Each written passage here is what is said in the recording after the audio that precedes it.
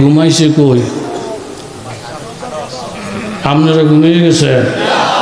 ওই ঘুমাইছে বান্দি। হ্যাঁ, বাদশা এসে দেখে হ্যার বিছনার মধ্যে ঘুমায় কেডায়? বান্দি। মিজাজটা যে এমন খারাপ হইছে, আমার বিছনার মধ্যে বান্দি ঘুমায়, বান্দির এত বড় সাহস! এ জল্লাদ তুমি কোথায়? এই অপরাধে তারে 100টা দৌড়া মারো। 100 দৌড়ার হুকুম হওয়ার সাথে সাথে জল্লাদ বেতাই না কষাইয়া যখন ফিরে আরম্ভ করছি, এক একটা বাড়ি দেয়, বান্দি হাসি দেয়, এক একটা বাড়ি দেয়, বান্দি হাসি দেয়, এক একটা আঘাত করে বান্দি হাসি দেয়। দৌড়ে গিয়ে বলতেছে, বাদশাহ বিষয়টা বুঝলাম না, আঘাত দিলে মানুষ কান্দে, বান্দি দিয়ে হাসে, আঘাতে আঘাতে বেশ কম। জোরে বলেন আসে না নাই? বাদশাহ নিজে আসছে না, এসে বলেন বান্দি এমন কঠিন ব্যত্রাঘাত, কান্নার পরিবর্তে হাসতেছ কারণ কি? ও বাদশাহ হাসতেছে আমি এই জন্য, এটা কেমন বিছনা, হ্যাঁ, যেই বিছনার মধ্যে সামান্য সময় আমি ঘুমাইলাম 100টা ভেত আমার কপালে জুটলো, আর যেই বিছনায় আপনি জীবনভর ঘুমাইতেছেন, আপনার কপালে যে কত ভেত, কত ভিডা, কত লাড়ি যে আপনার কপালে ঘুরতেছে, ওইটা দেখা আমার ভিতরে আনন্দ হাসি আছে। এই বিছনায় বেশি সময় না কাটাইয়া অল্প সময় যে কাটাইতে পারছি, এটা আল্লাহর দরবারে অনেক শুকরিয়া। কথা জোরে বলেন ঠিক কিনা? আমি যে আয়াত আপনাদের সামনে তেলাওয়াত করেছি, আয়াতের সারাংশ হইল এই, অমাই ও শাহকিকের বলমুনি না মুনাজাত ধর্ম, এই কথাকার মুনাজাত ধর্ম না বলমু। আল্লাহ আল্লাহ রসুল যে হুকুম করবেন বোঝা আসুক না আসুক পালন করা, এটার নাম হইল উম্মত। কথা জোরে বলেন ঠিক নেই? খন্দকের যুদ্ধ, সাহাবে কেরামের 4 ওয়াক্তের নামাজ কাজও হয়ে গেছে, নবীজির খিদা, অন্যান্য সাহাবিদের খিদা। জাবের নামে একজন সাহাবি দেখেন নবীজির পেটে পাথর, দৌড়ে বাড়িতে আসছেন, বিবি কি আল্লাহর নবী ক্ষুধার্ত, ঘরে খাবার কিছু আছে? বিবি বললেন ছোট্ট একটা বকরি আছে, জবাই করলে গোস্ত হইব, কিছু আটা আছে, রুটি বানাইলে রুটি হবে।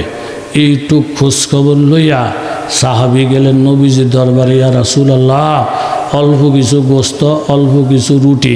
বিবি ফাঁক করতেছে, গোস্তের ফাঁক বসাইছে। নবী আপনার দাওয়াত, আপনার দাওয়াত। নবীজি শুনলেন, বুঝতে পারলেন দাওয়াত দিতে গেছে। জোরে বলেন কয়জন? আরেকটু জোরে বলেন কয়জন?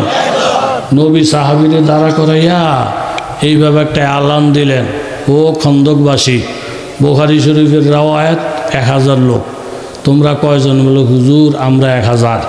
তোমগই 1000 জনের দাওয়াত এই জাবের সাহেবের ঘরে। কি কইবেন বলেন? সুবহানাল্লাহ বলেন, সুবহানাল্লাহ। দাওয়াত দিতে গেছে কয়জন? নবীজি দাওয়াত দিয়ে লাইছে কয়জন?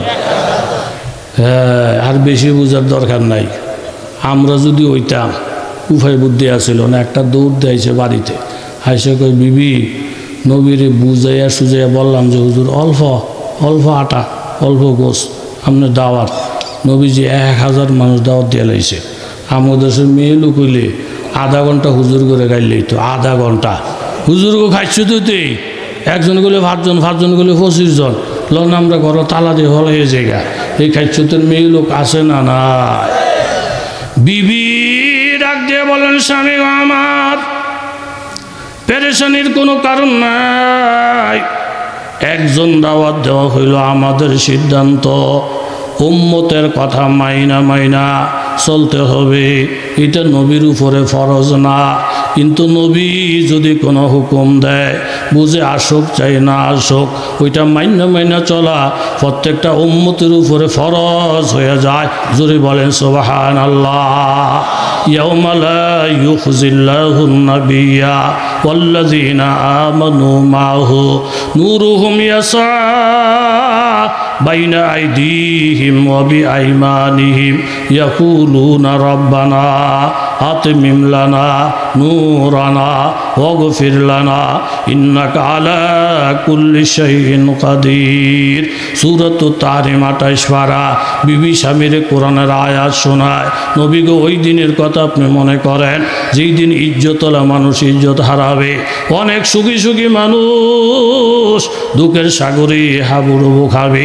সেই দিনে তো আমার আল্লাহ তাআলা নবীকে অপমান করবেন না, নবীর সঙ্গে মোমেন বান্দা যারা তাদেরকে অপমান করবেন না। ইয়াসআ নূরুহুম বাইনা আইদিহিম ওয়া বিআইমানিহিম, আল্লাহর পক্ষ থেকে একটা নূর তাদের সামনে এবং ডাইন দিকে থাকবে, আর তারা আল্লাহর কাছে দোয়া করবে, রাব্বানা আতমিম লানা নূরানা, আপনি আমাদের নূর পরিপূর্ণ করেন, ওয়াগফির লানা, আপনি আমাদেরকে মাফ করে দেন, ইন্নাকা আলা কুল্লি শাইইন কাদির।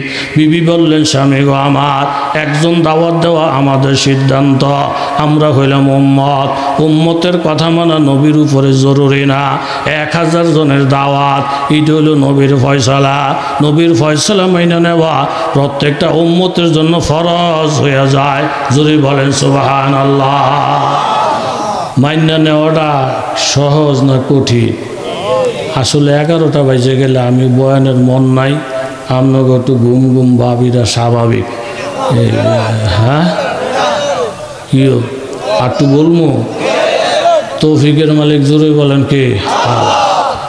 তাইলে উনি দাওয়াত দিছে কয়জন? আর নবী দাওয়াত দিছেন মন মতো হয়েছে না উল্টা? পীর সাহেবের কাছে গেছে মুরিদ দেখা করতে, হুজুর দোয়া করেন। হুজুর কয় রাত্র থাকবা কই? হুজুর আপনার খানকায়। একটা কাজ করো, খানকাত না থেকে ব্যবসাখানার 42 নম্বর রুমে থাকো। বেড়া কয় ইন্না লিল্লাহ, হুজুর জন ইদানিং নষ্ট হয়ে গেছে। না না জেনে কুছে নিয়ে থাকো। বেড়ায় নিয়ত করছে 42 নম্বর রুমে থাকমু, ঠিকই এই সাগরের ফারে থাকমু, পানি খামো না, খারাপ পরিবেশে থাকমু, খারাপ করবো না, সারা রাত আবাদত বন্দেগি কইরা কাটাইয়া দেবো, থাকমু ঠিকই। গেছেন 42 নম্বর রুমে, গিয়ে দে মাগু একবারই বড় ঘোমটা দিয়া হাতের মধ্যে তসবি লইয়া মোরাক আবার শুরুতে ফাঁসান ফাঁসের জিকির করে, জোরে গান সুবহানাল্লাহ। বেড়া বাবা, এটা একটা ব্যবসাখানা, বেরি দিয়ে এনে বড় ঘোমটা দিয়া তসবি পড়তেছে, মোরাক আবার ফাঁসান ফাঁসের জিকির করে। কতক্ষণ চুপচাপ থাকে, আপনি কেড়াই গো, এটা তো জিকিরের জায়গা না, মোরাক আবার জায়গা না। কয় যে আমিও এই জায়গার মানুষ না, আমার স্বামীর নাম অমুক, স্বামীর পীর সাহেবের নাম অমুক, স্বামী আমাকে বাইত রেখা ওনার কর্মস্থলে চলে গেছিল, এর মধ্যে দুষ্ট লোকেরা জোর করে আইনা আমাকে ব্যবসাখানায় বিক্রি করে দিছে। গত 2টা দিন গেছে, অনেক দোয়া দুরুদ পড়ছি আল্লাহর কাছে, আল্লাহ হেফাজতে রাখছে। আজকে আপনি এসে হাজির হয়েছেন, আপনার হাত থেকে যেন আল্লাহ আমারে বাঁচায়, এই জন্য আমি দোয়া দুরুদ পড়তেছি। আপনার স্বামীর নাম কি? অমুক। স্বামীর পীর সাহেবের নাম কি? অমুক। আপনার নাম কি? অমুক। তখন বেড়া কয় তাইলে গোমরাটা সরাইয়া দেখেন তো, আপনি আমার চিনিননি। গোমরাটা সরাই দেয় হেউলিয়ার স্বামী, এই বেটা নজর করে দেয় হেউলিয়ার বিবি। জোরে গান সুবহানাল্লাহ। বোমায় সাজ্জা দারাঙ্গি কোন গারাত পীরে মগা গুয়াত, এ সালেক বে খবর নবুয়াত, যেরা হে রুসমে মঞ্জিল হা। বুঝে আসুক না আসুক অলি আল্লাহদের কথা শোনা। এখন বিবির কথা শোয় না, স্বামীর ইমান পরিপূর্ণ হয়ে গেছি। আল্লাহ নবী 1000 সাহাবী নিয়া বাড়ির মধ্যে হাজির। যাবের রুটি গোস্তের পাক হয়েছিনি? বলে হা। রুটির গোস্ত হাজির কর। এরকমভাবে রুটি এবং গোস্তের ফাতিল হাজির কর। হাজির করার পরেই আমার নবী জবান মুবারক থেকে সামান্য থুতু মুবারক রুটির বাতিলি, সামান্য থুতু মুবারক গোস্তের বাতিলি রাইখা বরকতের দোয়া করলেন। জোরে বলেন সুবহানাল্লাহ। আপনার আমার থুতু আল্লাহ নবীর থুতু মুবারক একরকম না বেশ কর? মোহাম্মদ গারান্দাজে আবেদাহান বরা আবে খুনমি কুনান আঞ্জুমান কে গিরদান্দে মালান্দে বর চশমেরু আজা আবে তাজা কুনান আবরু। আল্লাহ নবীর জবানের থুতু মুবারক জামার মধ্যে কাপড়ের মধ্যে একবার যদি লাগে, দীর্ঘদিন পর্যন্ত ওই জায়গাটার থেকে শুধু মেশকম্বরের ঘেরান ছড়ায়। সুবহানাল্লাহ। আল্লামা রুমি রহমতুল্লাহ আলাইহি বলেন, কারো চেহারা যদি মলিন হয়ে যায়, ফ্যাকাশ হয়ে যায়, নবীর রহমতের থুতু নিয়া মলিন চেহারাটার মধ্যে ডলা দিলি সাথে সাথে নুরানি হয়ে যায়। সুবহানাল্লাহ। আল্লাহ নবী থুতু মুবারক দিলেন, বরকতের দোয়া করলেন। সাহাবায়ে কেরাম সারিবদ্ধভাবে বসে যায়। নবীজি খানা গ্রহণ না কইরা সাহাবীদেরকে দেখা দেখা খাওয়ায়। জাবের এইখানে রুটি বাড়াইয়া দাও, আজকে 2 দিন এই সাহাবী আমার খায় নাই, এখানে রুটি দাও, গোশত দাও। 3 দিন পর্যন্ত অনাহার। এইভাবে খাইতে খাইতে খাইতে খাইতে বাবা 1000 সাহাবীর খাওয়া পরিপূর্ণভাবে যখন শেষ হয়ে যায়, হযরত জাবের বলেন, আমার নবীজি বলছিল ডাকনাটা সরাইয়া ভিতরের খবর যেন না লই, কিন্তু আমার মনের মধ্যে পেরেশানি এসে গেছি। 1000 সাহাবী খাইয়া আমার বাড়ি থেকে থেকে তৃপ্ত হয়ে গেল। রুটি আর গোশত জানি আছে কিনা, যদি খাওয়াইতে না পারি আমার কলিজাটা জ্বলা যাবে। এই জন্য তিনি ডাকনাটা সরাইলেন। সরাইয়া আমার নবীকে ডেকে বলেন, ইয়া রাসূলুল্লাহ, আল্লাহর কসম খাইয়া বলছি গো নবী, 1000 সাহাবী খাওয়ার আগে যেই পরিমাণ রুটি আর গোশত পাতিলের মধ্যে ছিল, 1000 সাহাবীর খাওয়া শেষ, কিন্তু রুটি আর গোশত আগের মতোই দেখা যায়। জমজম বিপিয়া ফের না বুঝি आग जगर की काबा भी गया फिर न हुई हुब्ब सनम की आरफा भी गया फिर न देखा नूरे खुदाई यसरब भी गया फिर न हुई दिल में तसल्ली।